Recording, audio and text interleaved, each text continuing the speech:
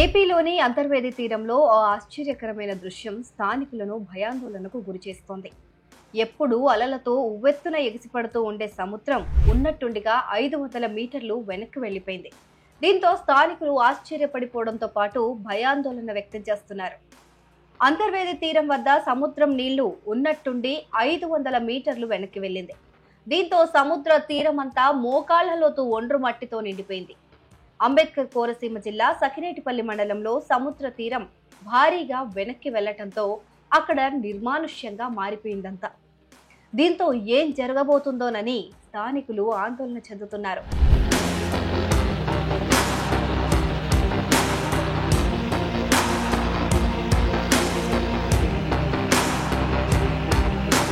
అంతర్వేది తీర ప్రాంతమంతా మోకాళ్ల లోతు ఒండ్రు మట్టితో నిండిపోవడంతో సముద్ర స్నానానికి వెళ్లాలంటేనే పర్యాటకులు భక్తులు భయపడిపోతున్నారు. మునుపెప్పుడు ఇలాంటి పరిస్థితి అంతర్వేది తీరంలో ఏర్పడలేదని, సునామీ వచ్చే ముందే ఇటువంటి పరిస్థితులు ఏర్పడతాయని గ్రామస్తులు ఆందోళన చెందుతున్నారు. అయితే గతంలోనూ ఇసుక మేటలు వేసి కొన్ని మీటర్ల మేర సముద్రం వెనక్కి వెళ్లినట్లు స్థానికులు చెబుతున్నారు. ఇప్పుడు ఒండ్రు మట్టి ముందుకు వచ్చి సముద్రం వెనక్కి వెళ్లిపోవడంతో చుట్టుపక్కల గ్రామాల ప్రజలు భయాందోళనలో ఉన్నారు.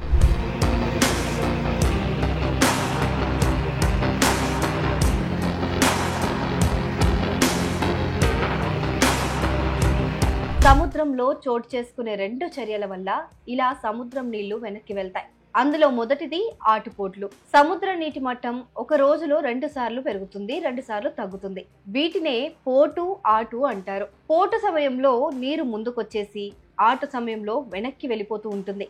అందుకే మీరు బీచ్కి వెళ్ళినప్పుడు నీరు ఒక్కోసారి ఒడ్డుకు దగ్గరగాను, ఇంకోసారి దూరంగాను కనిపిస్తాయి. ఇక రెండోది సునామీ.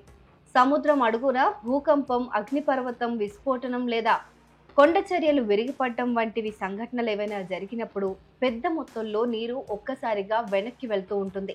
ఇది సునామీ రాకకు ఒక సంకేతంగా చెప్తారు.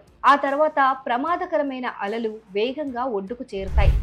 నీరు వెనక్కి లాగడం అనేది సునామీకి ముందు జరిగే ఒక హెచ్చరిక లాంటిదని నిపుణులు చెప్తున్నారు. ప్రస్తుతం అంతర్వేదిలో కూడా ఇలానే జరగటంతో స్థానిక గ్రామస్తులు భయాందోళనకు గురవుతున్నారు.